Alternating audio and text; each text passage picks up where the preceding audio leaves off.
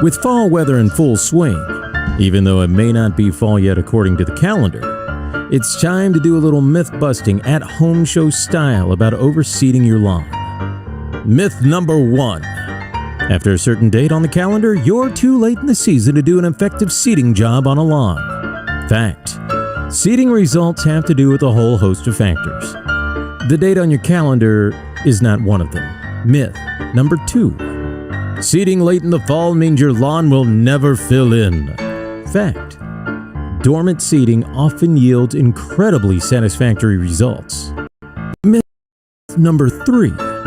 Because you seeded so late in the season, you are going to have to deal with crabgrass next summer or risk killing that seed. Fact. There are other options for control products that do not interfere with your seeding. Myth number 4. A reseeded lawn should look completely thick by winter.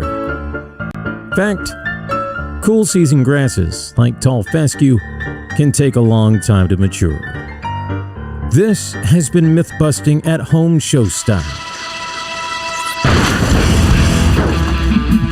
Live from the Green Room Studios, from the spacious property of Bates Nursery and Garden Center, 3810 Whites Creek Pike, it's the At Home Show with Josh Cary and David Bates. Oh, yes, everybody. Calm down. Let's get going because it's Saturday morning. It's time for the At Home Show. Hey, we're here for you every Saturday morning. That's right. Everybody's alive. Everybody? Everybody's in studio this morning. Everybody. He was in studio last week, too. Yeah, he was here. I had people come in and ask for me last week. Did you really? Yes. Okay. So, I've been here all along. Never been. That's Josh Cary, by the way. That's David Bates. Yeah. That's Moose. Moose, Michaels, Moose. Stevenson. Huh? A whole host of names. Some of them are nice, some of them are not. Some are not so nice. We got Tyler B over there. Yeah. We got Cary. We got Austin. Welcome, guys. Morning. Mm-hmm. And we got an action-packed show today. We have really a lot going on. We've already learned something this morning. Did you hear the intro? I did hear that. Well, I might. You might have a myth or two that you want to bust. I might have a mild difference of opinion. Maybe it's just it might be presented slightly differently. But that's okay. It's a point of view, David. It is a point of view, and sometimes those views are myopic. Okay. So we'll see what that means later on. Today is, of course, Saturday. Yes, it is. And we're looking for overcast conditions today, and we will be having, we're going to have rain. Yep. And it's going to be, by midday, probably going to start to see showers moving in. Mm-hmm.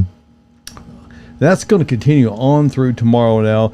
By this forecast, you're seeing maybe just a little more than an inch for the next couple of days. But if you just kind of go out across all the way out to midweek, we've got rain in the forecast daily. And but the good news is by the time this rain gets out here, we're going to have high temperatures, not even making 70 degrees with low temperatures into the upper 40s. On Thursday morning, so much cooler, right on cue, fall time conditions, Thursday being the official full day of fall. So it's going to be nice, and it's time to get into that. I should share with you one thing. We're going to go up here and watch this little thing here. It's a flash flood watch that is in effect for... is that a smartwatch? It's only smart if you watch it. And the National Weather Service in Nashville has issued flash flood watch for a portion of Middle Tennessee, including the following areas: Bedford, Cheatham, Davidson, Giles, Hickman, Lawrence, Lewis, Marshall, Murray, Perry, Robertson, Rutherford, Sumner, Wayne, Williamson, and Wilson. And this is through Sunday evening. Numerous showers and thunderstorms are expected to produce moderate to heavy rain today, with a break in the rain tonight before more rain falls on Sunday. Rainfall totals 1 to 3 inches are expected through Sunday, with locally higher amounts of 4 to 6 inches possible. Oh, boy. Which may lead to flash flooding, and that's not the news that anybody wants to hear at this point in time, but we get the weather we get. Currently, it's 72 degrees here in Music City, from the Green Room Studios at Bates Nursery. Is this the remnants of Nicholas? What is this? Probably. I mean, yeah, because it hasn't moved. It hasn't really moved really at all. That's the thing that's difficult about so many of the. This only came ashore as barely a Category 1. That piddly little one. But Come on. the real danger factor in many hurricanes is not the wind; it's the amount of rainfall associated with it. And as many or some, at least in Middle Tennessee, may recall, Hurricane Harvey that came through in 2017 at the end of August, at the very beginning of September. We here got almost 10 inches of rain in a 5-hour period of time. So Forgot to move the stuff up to the front of the lawn. Well, too, if I remember right. The atmosphere gets supercharged. It has the ability to hold a much more moisture than it ever used to hold. And these 100-year events happen multiple times a year anymore. So it's just it's part of the reality that we're all having to deal with, and some much worse than others. Those, of course, just west of Nashville, still reeling from the effects of the tremendous storm that came through a few weeks ago, and everyone to the extreme southern coast. It's moist. It's very wet. Yes. So a lot of things that you can do and take advantage of the opportunity while it's raining is that to take note of where you have drainage issues. It really becomes obvious when you are experiencing. You really can tell rainfall. if the gutters are clogged too. And it's a good idea if you don't have some of the little irrigation flags. If you're trying to figure out, you've got spots standing in your yard where you've got moisture. Take some irrigation flags while the water's standing to mark around the perimeter of it, so you know exactly where you've got to work on an area and figure out a plan on how to get that water from where it's standing to where you need for it to go into a drainage area. Yep. So that's how you do it, and try to make lemonade out of lemons. Lemons? Yes, 615-499-6690. That's how you reach us here. At least that's one of the ways you reach us here. You can also go to the At Home Show Facebook page, and Josh has that over there, and those questions will come to him. We've got Cary at the opposite end of the studio, and she takes all the messages through our Instagram page, so you can Cary will receive those, and Michael gets the voice/text messages through the phone number. Which we just got a text actually from, I believe it's Buffalo. And Buffalo. He sent some pictures of some peppers that Estella was making.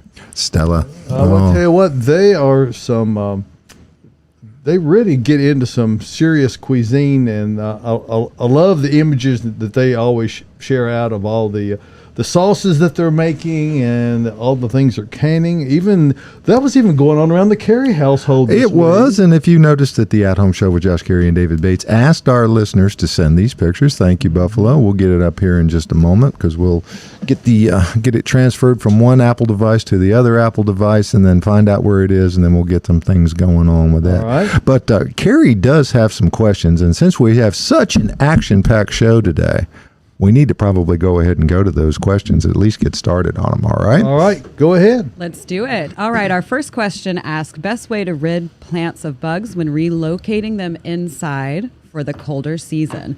So I'm going to assume they're talking about house plants. What I do with mine is I just kind of inspect them. I'll wash the leaves. I usually use neem oil or insecticidal soap just to kind of kill off any pests. And then if I do have one that's kind of infested a little more than others, which hopefully you don't have anything that's too terrible, I will kind of quarantine those to keep treating them once I do bring them inside. But neem oil will usually knock it out, kills the pests on contact. So, yeah. Austin, do you have anything to add to that? I heard that little bell. I think Tinkerbell's in the studio with us. We'll get to Tinker in a minute. That's Josh, because he won't silence his devices. It was silent. He's not that he just has no idea that it needs to be done. I'm concussed, so I mean, it's okay. I mean, I'm damaged today. It actually happens. Oh, that's sad. So give us your input on that, Austin. What are you thinking? She pretty much nailed it. I mean, yeah, for the most part, though, you're not going to get rid of it with just one application usually. So like she said, getting them away from the other plants, and then just keeping an eye on them, making sure you're not seeing any new stuff pop up. But just inspect and get them off with your hands as much as you can, and then use. I like that little spot in front of my face there. That was a little, I don't know what that was. I was blocking myself off there, Tyler. I don't know if you noticed that. That was a little movie magic that is lingering around the studio right now. That's okay. Sounds exciting. You know, one of the things that I try to encourage people to do is, and as you both have just mentioned, is to first of all take a close look at the plants, turn the leaves upside down, look underneath to be able to expose whatever pests are there. Right now is when the great opportunity exists. If you've got to do spraying, to get it done now while they're still outside. A month from now, things can change rapidly, and you don't want to have to, some cold spell rolls in and you hurriedly bring them in the house, and you don't just bring the plants in, you bring everything that's on the plants in with them. So if you fail to get it done while they're outside, another strategy that I have found that works pretty well is to set them in the shower tub area and get them in there where you can spray them, turn the vent fan on. And fortunately, if you're using things like neem oil or insecticidal soap, those don't produce noxious fumes or anything. Neem oil smells good. Well, do you like it? I do. like it. I like the smell of insecticidal soap personally. Yeah, I like that one better. So, anyway, the point of it is don't just haul the things inside without thinking about it. You pretty much have to understand that there's a very high likelihood that you've got other critters catching a ride inside the house, just ready to move into that nice 70-degree controlled temperature and infect whatever else is in there. My wife is an avid orchid grower, but something we moved in that we didn't catch, her orchids got completely overrun with mealybugs. So she happens to the best houses. She David. cleaned them multiple times and finally pitched them because they just became hopeless. So, you don't want to have to do that. Yeah, mealies that's what I battle the most on my houseplants. And once they take over, and if you're not checking good enough and you don't catch them early and treat it, it can get pretty bad. So Mealybugs and scale both are problematic. They are very problematic. And with all of them, you do have to kind of re-treat it until it's gone. So. Well, you got anything else question-wise yes, over there? I do. Let's see. Our next question comes from Jess Likes Cake. I like that username. Should I add compost to a new garden bed in the fall or wait till the spring? Yes. Yes. Do it again. Yes. Mm-hmm. And there's no bad time to do it. You can do it in the middle of the summer, in the middle of the winter. What you're doing is you're adding a lot of vital nutrients and organic matter to the area that you're growing in. So whether you do it in the fall or in the spring or do it in both is probably the better way to do it, because you need to, the nature of organics is that they don't flash the nutrition out like a chemical fertilizer does. So they will last a pretty good while, but they do need to be reintroduced to have more of it put in there. So using something like Earth Mix Supernatural is a really excellent choice to help revitalize your soil and keep it growing productively. Absolutely. What you got on that, Austin? Yeah, same. You nailed it. I mean, it never hurts to add organic material to your soil. So yeah, anytime if you want to plant your plants in the spring and then side dress with it, that's another good way to do it as well. So always do it. Very good. Awesome. Well, we'll go ahead and move on to our third question this morning, coming from Compost family. What should we be planting now for fall and for next year? Well, that's a question that doesn't have a broad question there. Well, you look around the studio this morning, we've got a whole lot of things representative of that. What I call Austin's creation up here on the main set this morning is what I call the cabbage and conifer collection. And CNC. While you might not use those things planted together, you certainly can. And the main thing as far as fall goes, those almost don't look real. I mean, and it may be the lighting that we've got in here. They look like something that you would see back on the early edition of Star Trek. Exactly. It looks like some kind of a monster that Remember the plant that vibrated? That was in the cage, by the way. they had no budget, and they really had poor special effects. That whatever that monster was, it was the Rock? a guy that was not. Well, there was that one, and there was a dinosaur looking thing. It was obviously a guy in a The poisonous gorilla? yeah.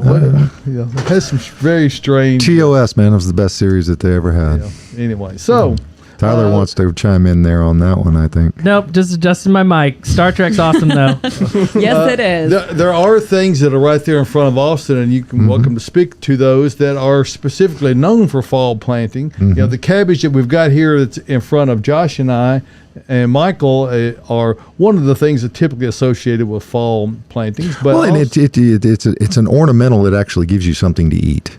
well, you could eat Yes. them. I mean, they're not sold as an edible, but you could eat them. I mean, they might not be as tasty as the actual listed edible types, but there's no reason why you couldn't. I mean, you know, they are a cabbage. They don't produce a really as good of a head. They get a very colorful foliage, though, which is really what they're known for. What you got over there to make sure folks are mindful of, Austin? I grew those cabbages one year, and I had them under cover under my front porch, and they lasted through the whole winter. Wow. As long as they were, not exposed to the extremes. When it goes down below 17 degrees is about where the line is. Yeah. You need to cover them or do something for a night or two, but they can make it all winter. Yeah, and I kind of did the green room today as a conifer kind of thought, because we're getting an Isley truck in Monday, I believe, which comes from the West Coast. Uh-oh. Yeah, I said Isley. Everybody get ready. Get It's a big excited. truck, full semi, and it's got all the coolest conifers and all the coolest Japanese maples on it. So that's kind of was the thought, and then Tyler had a good idea to mix in the cabbage with the evergreens there, which is a good thought to have for mixed containers. We've got conifers now that can trail out there in the front. I've got some blue Pacific juniper that trails down in a pot. We got some arborvitae in the back. You can mix in these pansies like I got in front of me for some color in a mixed container. But using conifers in a mixed container is a cool little thing for getting you through the winter. And then after the winter time, you can either leave them in the pots or you can simply dig them up and plant them in the yard. They're evergreens that last a long time. So it's a thought to keep some color through the winter time with using evergreens. Austin, on the pansies that are in front of you, is that going to be pretty typical of the color selection this year, do you think? No, negative. I just used pastel colors today. This is nowhere near the amount of colors that we have. This is I decided this year I've kind of wanted to do a pastel pot, and they're kind of softer colors, different colors. Got little ruffles on some of these, so very, very small selection of what we actually carry here. Okay. Best seller is still probably yellow because it pops, but there's any color of the rainbow. As you mentioned, those are great for containers where people are standing nearby. You could really more fully appreciate them. If it's in a commercial setting where you're wanting that 30-mile-an-hour vision, Draw it to the eye to the sign that's behind it. you get those big golden pansies out there or contrasting them with some dark purple ones. Yeah. Really look great together.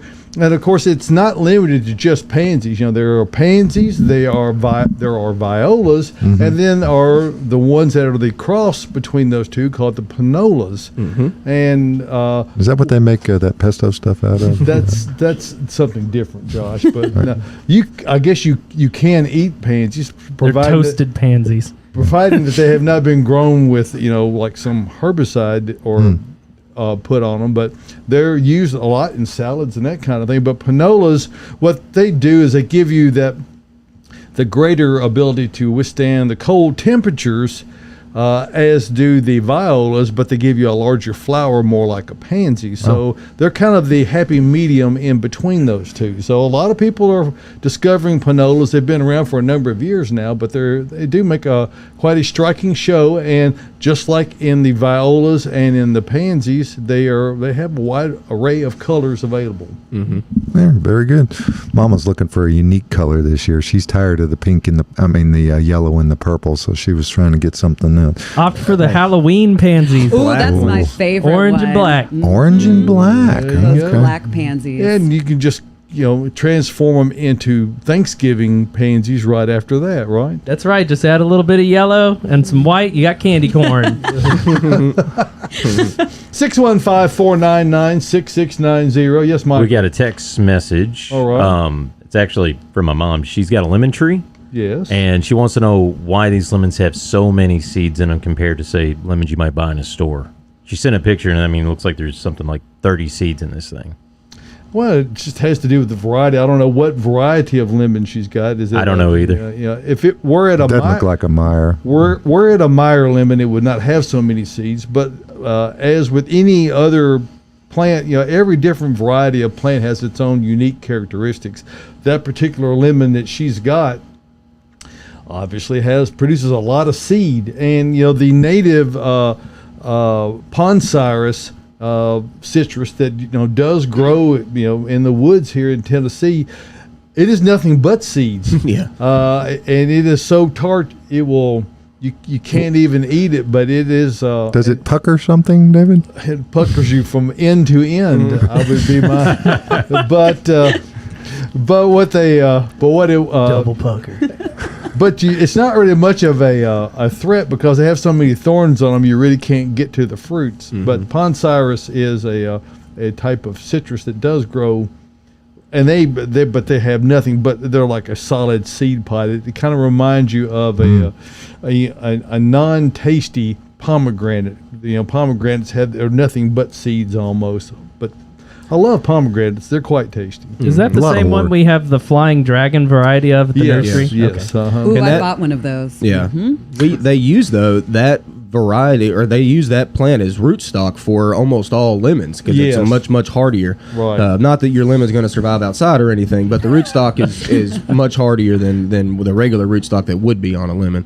And I'll say this too, my wife likes to get fruit from the grocery store sometimes, and then when she cuts them up, she'll take the seed outside and try to propagate them. And she's recently done this with a lemon, and we've gotten lemons off of them before from just the seed from the store, and it was full of seeds. Absolutely full of seeds. So that's pretty cool. And that's fairly typical with something that you grow from seed. Exactly. If you take an apple, say it is a Red Delicious apple, and you germinate all those seeds, you're not going to get Red Delicious apples out of those. You're going to get all manner of things, and that's why there are literally thousands of varieties of apples.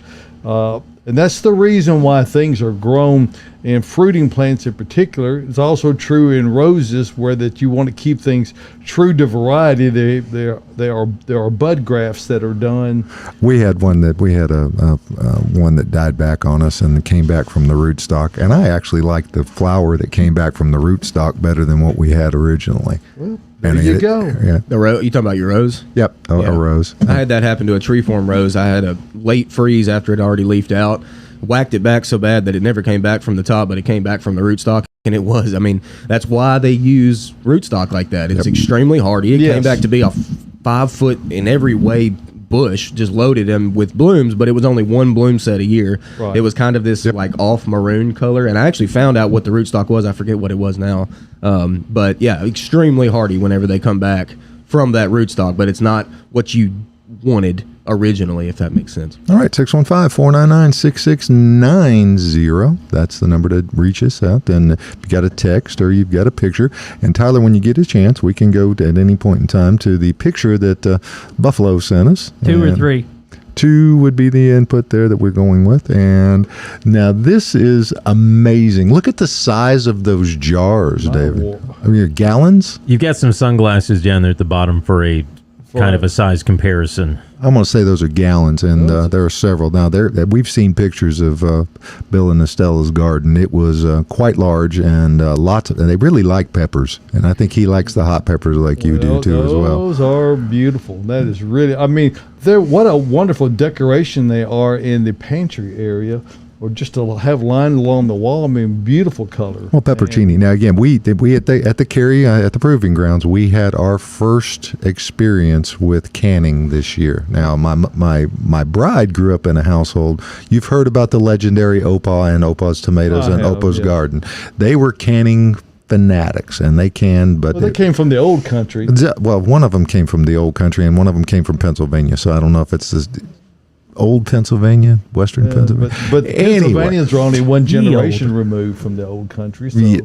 Really? probably Pennsylvania was here a long time ago. I know. That's what I'm saying. It's one of the first 13, right?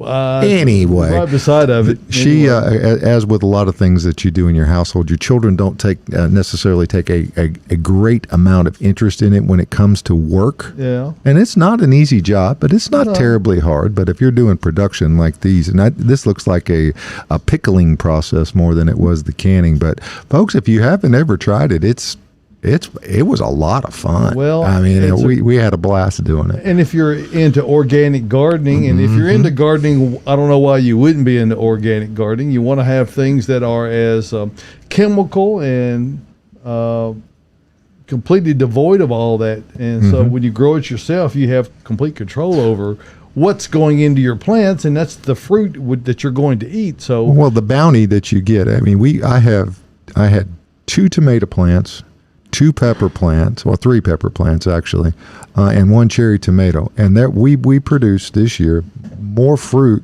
than we can eat.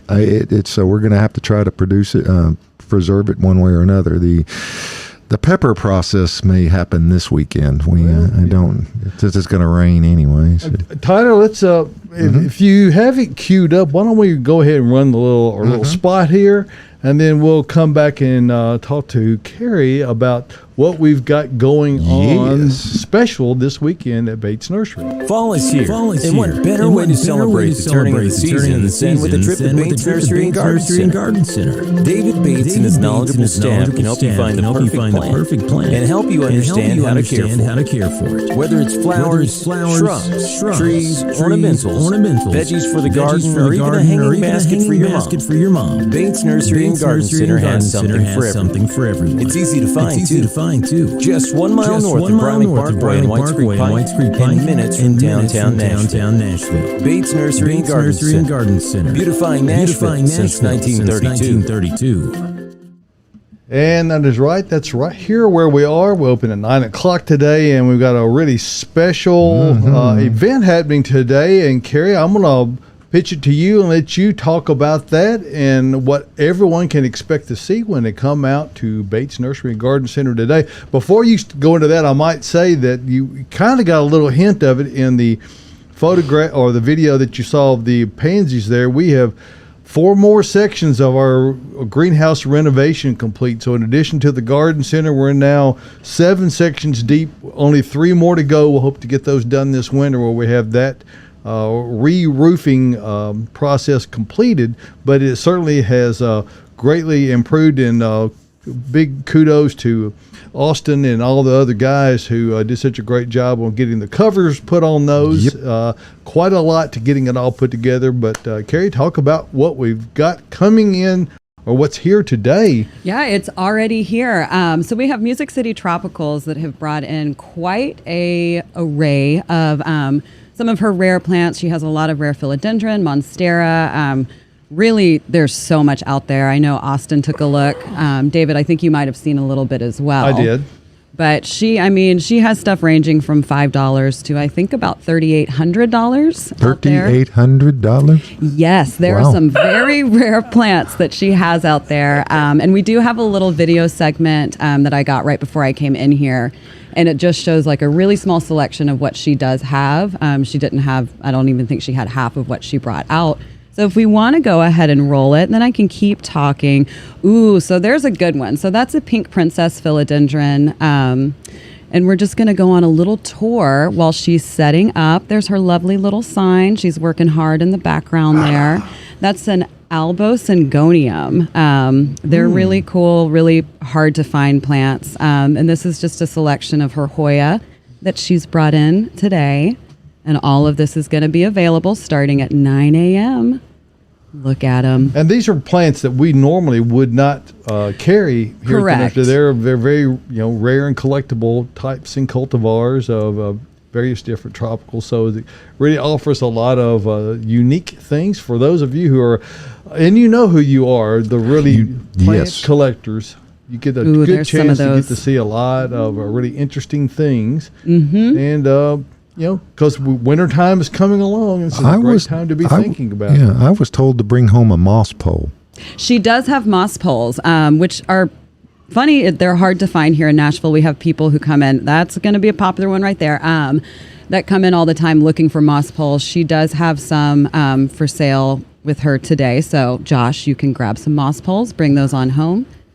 Okay. But there is so much out there, so many things to look at. Even if you're not going to buy anything, it's worth coming out just to take a look at her selection. $3,800 plant. I want to see Yeah. that one. There's I'm a telling lot y'all, of- it's become crazy. The houseplant people out there right now, they want the rarest of the rare, and they will pay almost anything for it. I'm amazed by it. Look at these small little plants for the amount of money. I mean, they're super rare, hard to find. So I got a feeling people are going to be coming out today. So if you want the really rare ones, you better get here because they're going to go. They are going to go. And like David mentioned, these are things that we don't carry in the nursery. Every so often we might get a few things that she does have with her today. She did bring some things that are harder to find, but definitely more affordable than, a $3,000 plant. So if you're not looking to, break the bank today, you can still go home with a little something. And I did bring one plant in here. So we started with a pink princess philodendron, and I'd say that's one of the most popular philodendron that people are trying to find. And I did bring a little baby in. So that first plant we saw was a larger version of this plant. So this is just a small kind of start. It's rooted. It looks really healthy. So how much you wanting for that one? $120 for this. $120 for that little $120. I'm sure and you I can bet get- they will sell out in the first few hours. You could probably get a good, negotiate a better price for a dozen of them. Yeah, if you want to buy a dozen of them, You might she be able to might get- come down. You could. It's possible. Anyway, so make Maybe. sure you check that out. Some really interesting things to be able to see. Of course, in addition to that, we have our extensive selection of tropicals that are things that are more along the tried and true variety. So if you're wanting to make impact and You buy a $3,800 plant, you better go get a pot to put it in. I'm That's telling right. you. And we do have some good pottery right Yeah. now. we have some great pottery and great soils and great plants to put in there as well. So make sure and check out. Of course, Cary and the other ladies have done such a wonderful job of displaying and arranging the our new greenhouse area at the garden center. It really just I just enjoy just standing there and looking at it. It really is such a dramatic change. And as we've talked about last week and previously, Austin and other guys have worked a lot on all of the details that it takes, and there are a lot. I've even got a couple of things I've got to get done electrical wise that powering some circuits and that kind of thing. But there's a lot of things to getting it done, and we're really glad to be on this side of the project anyway. And there's never any end of the projects at Bates Nursery, and I think that's the way it is around most homes. We live in a DIY kind of world. A Dwight? A die kind of world. There's- DIY. But we are fully stocked in our greenhouse. It's full Yep. of house plants. I mean, I don't know if you guys walked through it this morning when you got here, but I think it's as stocked as it's ever been. So there is a lot to look at today. There is quite a lot. And, and our selection here at Bates Nursery is not limited to just tropicals. It's not limited to just pansies and panolas and violas. We have a complete selection of perennial plants that the sunflower that's behind you, that particular cultivar is called what? Sunfinity. Sunfinity, which is really a wonderful type. Look Now, at her. that is an annual, but it is a very prolific bloom producer, obviously. And it's another one that doesn't, it's so beautiful it doesn't look real. One of those Sunfinities, I actually got one of those for my wife earlier this year and planting in our garden. She had sunflowers all summer. Yep. So it's awesome. Great choice for that. And of course, whatever that you're looking for here at Bates Nursery and Garden Center. Anyway, again, we talked about it last week. The extensive selection of trees we've got, and we have more on the way this coming week. Austin already mentioned that. We've got the most exciting truck of the season, Isley Nursery. Everyone always is excited to see what's coming off next. Now, I don't expect people are going to be so excited to come in and unload on their day off, but they will be excited nonetheless. I'm poking fun at both Austin and Cary, and Tyler. Yeah, we all have Mondays off. They're all off on Mondays, so they won't see those things until they're already on the ground. I'm kind of sad about that. Oh, I know. I love that truck. You're going to be crying as you roll Maybe I'll just over. come in on my day off Yeah. and just watch everyone work. Yeah, that's what I'm going to do. Bring a lawn chair. Sounds like a plan. See y'all Monday. 615-499-6690. That's how you can reach us one way. You also can go through our Instagram account. Cary, did you have other comments over there? I do have one more that I wanted to leave you with before I escape. It's a broad one. It just says fall starts. Take it away. We do have a lot of them. Austin, you were back there a lot yesterday finishing up that plastic. What'd you see? Pretty much everything in the brassica world, which is kind of your broccoli, cabbage, cauliflower, Brussels sprouts, collards. What else? Turnip greens, mustard greens, pretty much anything you want for the fall. Lettuce, spinach, all of those. We got plenty of them, and it's really, really crucial. You need to get them out. It's time. And they need to get growing. We just got some yesterday. The weather is really cooperating wonderfully, although it might not be your ideal weather for barbecue plans. As far as fall gardening goes, it really cannot get better. Barbecue anytime. That's true. You don't have to. It doesn't have to be on a Sunday afternoon. It could be any time. But if you're going to 103 or 3 degrees. if you're going to have good success at your cool season vegetables, as Austin was just mentioning, you need to get those in the ground right now. And additionally, even though your summer annuals are probably looking wonderful right now, you need to be giving serious consideration to getting those out of the ground and planting your pansies or panolas or violas in their spot in order to get those established if you're wanting to have good color throughout the winter. And of course, when they really shine is in the late winter, early spring is when things start to warm up. Then the other dilemma comes is, how can I dig those up and go with summer annuals? So, part of the quandary with annuals is making yourself take the action to get those out of the ground. It happens every year. And, we have a whole lot of used little containers here at Bates Nursery. So if you want some to take home and dig them up and plant them and keep them around or give them as gifts to friends or whatever, we can share that way you can share them around. We see someone's crawling out of the studio and she successfully made it under the camera. She didn't know whether the camera was turned off or not, but Cary's going to be out onto the lot. She's helping prepare to get ready for Music City Tropicals and everything going on with that, because we're going to have a busy day today. We've already got folks lined up preparing to come in and check out all the great things. So we're really excited to have them here today and to have everybody come out to help with whatever's going on with their lawn and their landscape. Our landscape professionals here are ready, willing, and able to help you get the right plant in the right place the first time. That's the way we do it. Yep.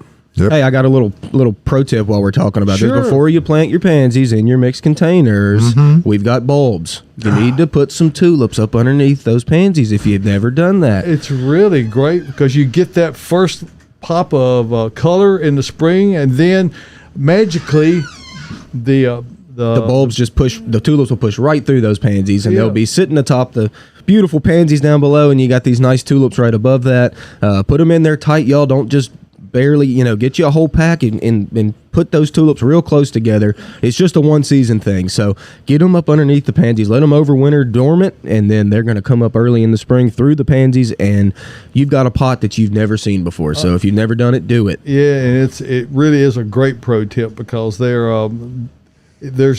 you talk about giving you anticipation for spring when you start seeing the tulips pushing through in the spring, and then knowing that as soon as they start to spin, the color on the pansies or panolas is going to come right behind them. So that's a great tip, Austin, for those who are looking for things to keep that color going year round just as much as possible. 615-499-6690. Now we've got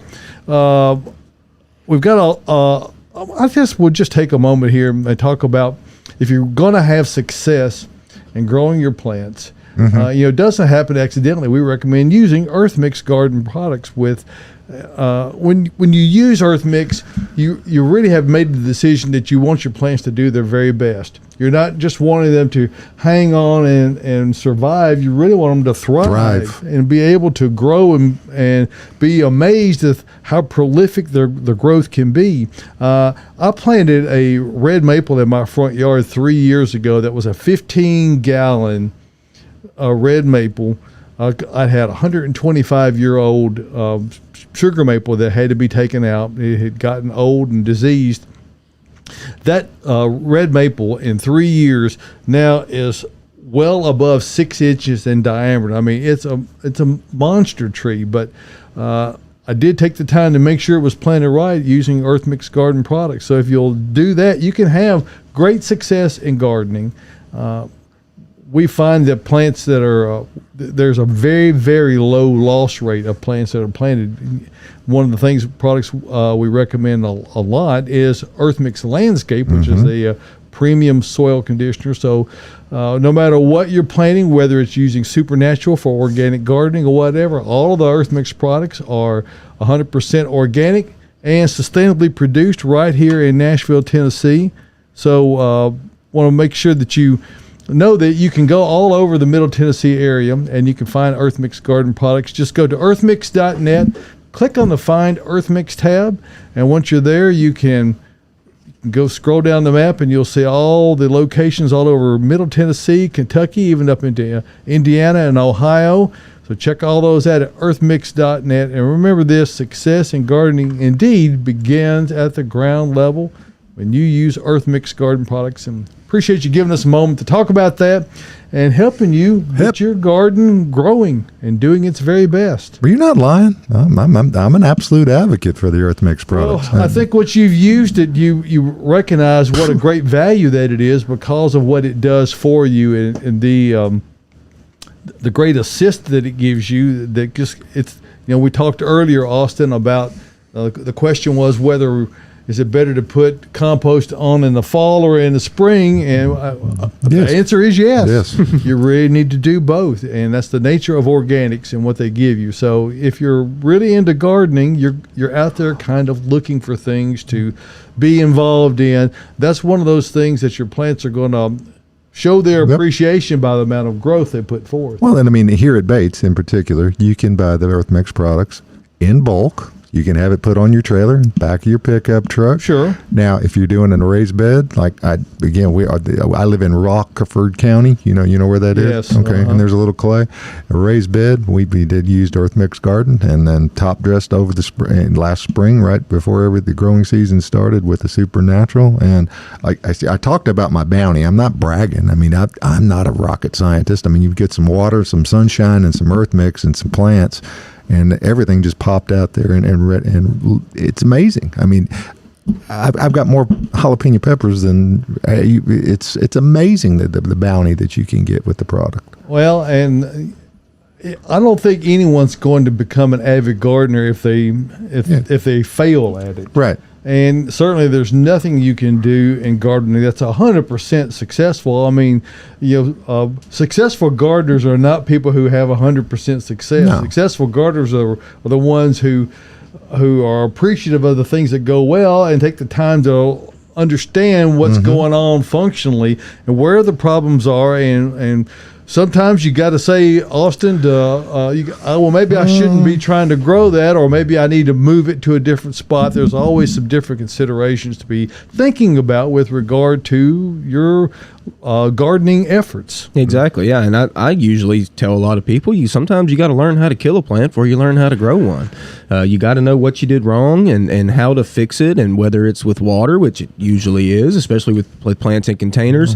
Houseplant people are the same way. They're trying to grow houseplants, and sometimes you gotta just cut your losses too. We'll just say, I mean, that's gardening. Let me put it to you this way: if you go out here to the sale with the pop-up sale that's happening with the rare plants, and you invest $3,800 in a plant, what's a couple of more bucks for some dirt, man? Yeah. I mean, come on, people. Well, and to be fair, those kinds of plants are for people who are a little fancier. Well, that are really seasoned gardeners who have a really good understanding. Philodendron, even the exotic ones, are not hard to grow.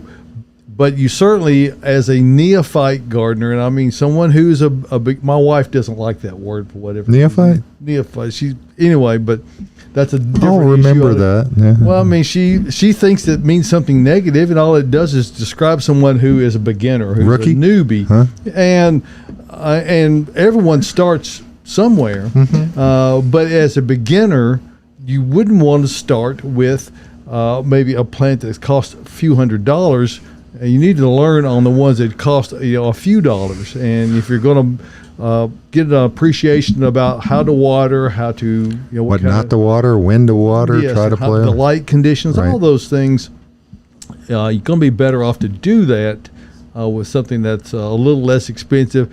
For those who are more into it and have really attained a mastery level of gardening, then you should, by all means, proceed down the path and check it out. And the good thing about a lot of these really exotic types that they're fairly easy to propagate if you're a propagator. If you're in that level of a gardener, certainly your propagation skills have come up quite a lot.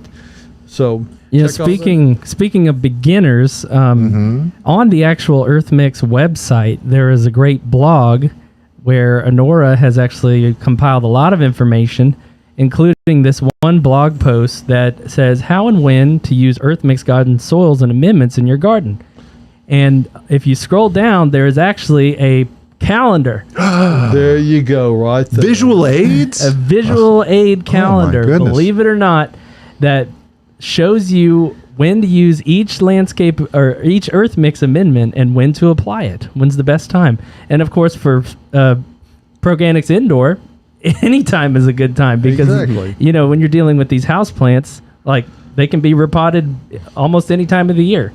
Yeah, and one of the great things about Proganics Indoor in particular is that it does not have peat moss in it. And you may think, well, what difference does that make? Well, if you've ever been in a greenhouse environment where a lot of plants are being grown, these pesky thing called fungus gnats are Gnats. they're like clouds of these little insects in there. And if you get those in your house, they're very They drive the cat crazy. they're just problematic. But you don't get those when No. you use coconut core based soil such as Proganics I.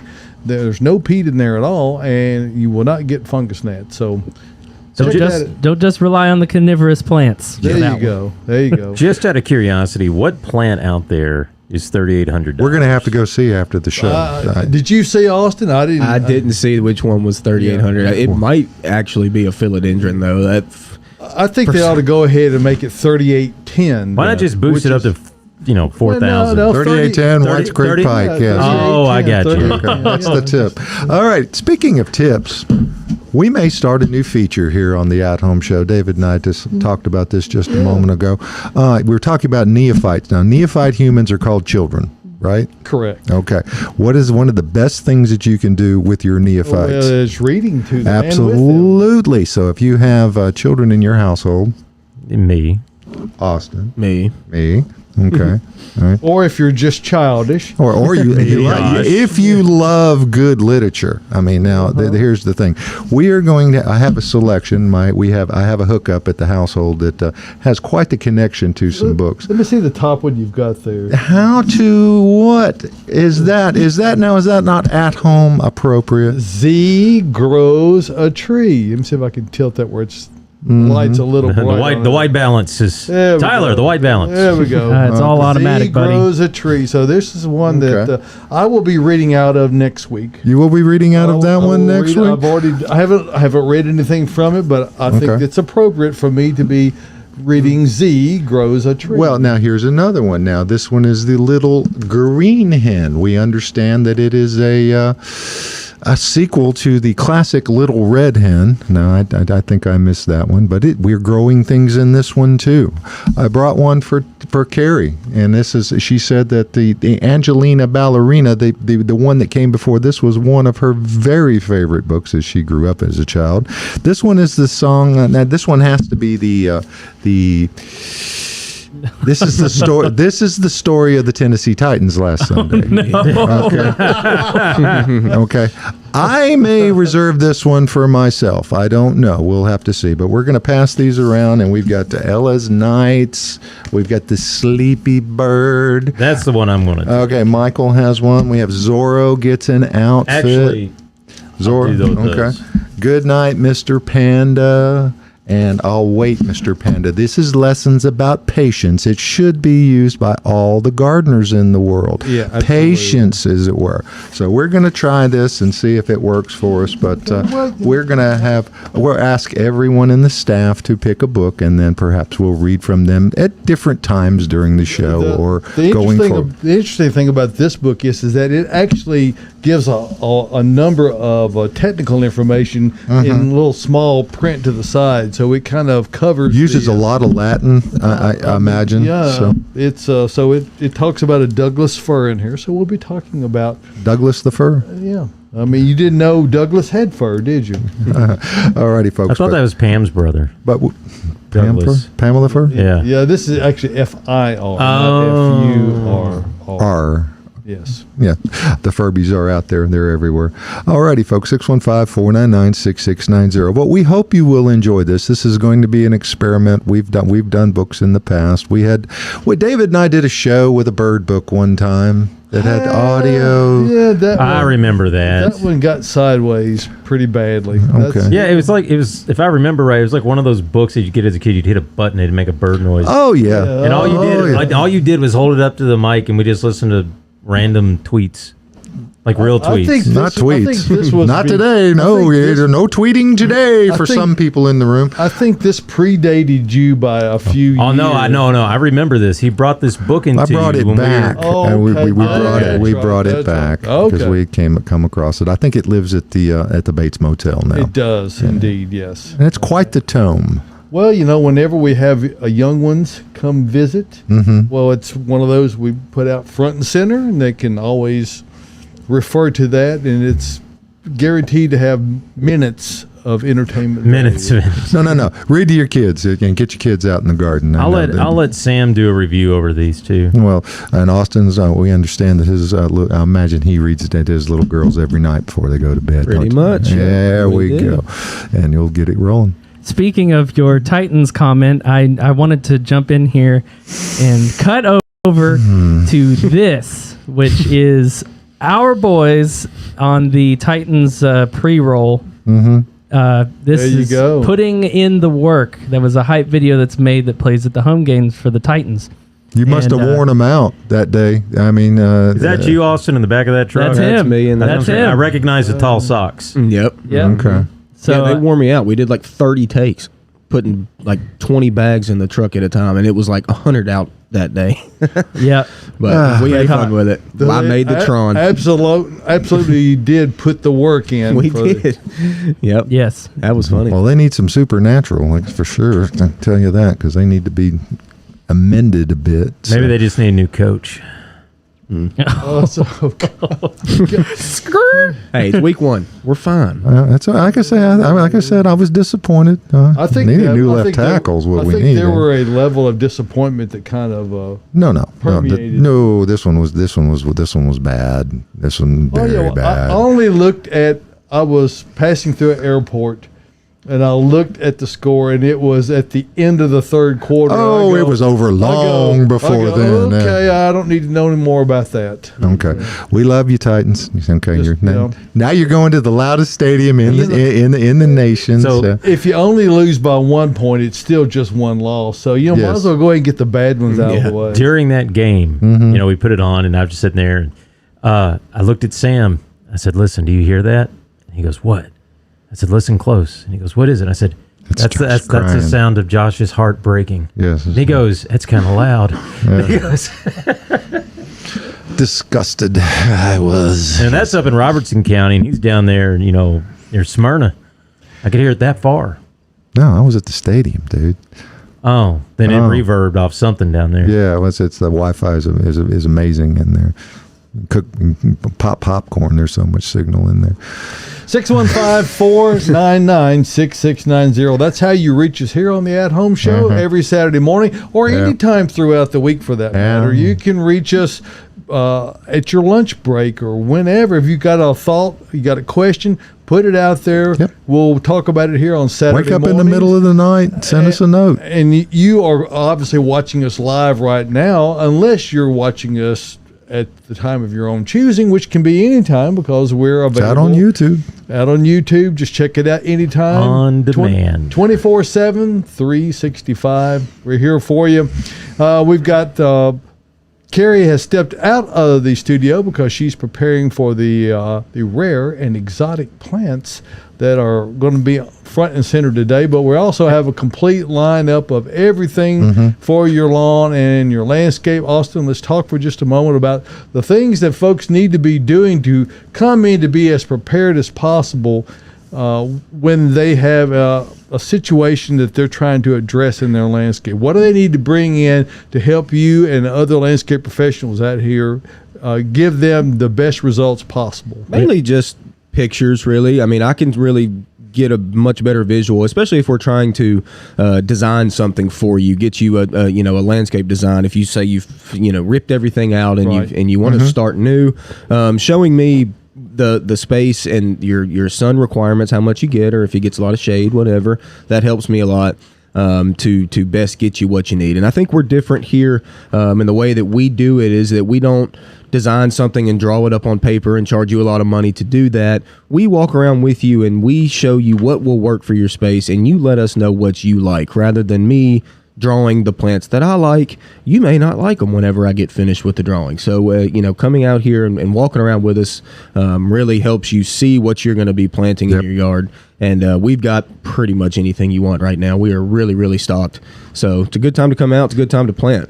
Austin, what would you think about if someone were to bring you a Google Earth view of their yard from above? Would that be a tool that you could use? Yeah, I'm going to say that a Google Earth view from below is not going to give you. Well, much. Street View might help, but I mean, seeing the yard in total and maybe even seeing the neighbor's tree line might help you at some points in time. Sure, of course. I mean, I get, it happens to me sometimes. People don't really know how much sun they're actually getting or how much shade they're actually getting. For I've designed shade beds for people before when they told me they had shade, and then come back a few weeks later and they're like, my stuff's frying, and I'm like, well, you told me it was shade. It's not. There's more sun than you think. It is early in the morning.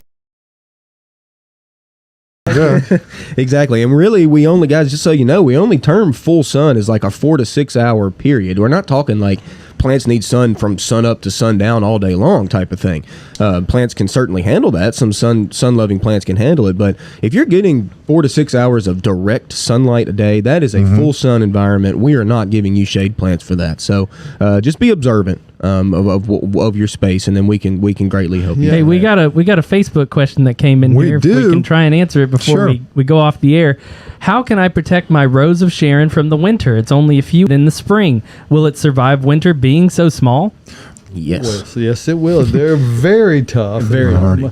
I did put the radar map back over just to show you that the most intense areas of rainfall appear to be east and extreme, getting some. Yeah, and extreme southwest. There are some spots around here in the Middle Tennessee area, but most of it right here is kind of scattered in nature, so we don't expect it might be raining where you are right now, or it might not be, but just remember, bring your rain jacket, bring an umbrella, and be prepared to deal with a little shower. Not a big deal.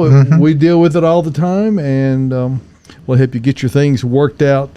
And as Austin said, bring some photographs with you. It really helps us a lot to be able to have some insight into what your situation looks like. And those are tools that back in the day we didn't have, but everybody's got a smartphone now, so they can take some really good pictures and give us an opportunity to look at. The quality is so much better than a Polaroid.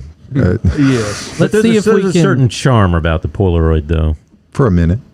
Let's see if we can squeeze one more in for Stacy here, asking a follow-up question. All right. Will my hydrangeas survive winter if they're planted in pots, and how can I protect them? So container hydrangeas. Yeah, I mean, really, Depends on what kind of hydrangea first and foremost. it does. Yeah, I'm assuming just because I'm assuming you're talking about the macrophyllus, the big blue ones, because they're used in containers a lot. Don't worry so much about those, y'all. Leave some of the sticks up so they bloom off old wood and leave them up there. But for the most part, not too much protection needed. They're going to be fine making it right through the winter. Yep. All righty. Music means that we're finishing up here. And next Saturday, we're going to come back and do this again. Yeah, we're going to read some books. We may not read all the books, but Brother David may be able to give us We're just going to give a few artistic rendering of it. Inspirational touches. All righty, folks. But for everybody here at the At Home Show crew, we thank you for participating in this edition, and come out and visit here at the Green Room. One of these days, we're going to have a mosh pit out in the parking lot at some point in time. I don't think it'll be today. Not today, but hey, folks, be safe. Be out there so you can come and join us next Saturday morning. We'll see you here right from the Green Room studios for the At Home Show with Josh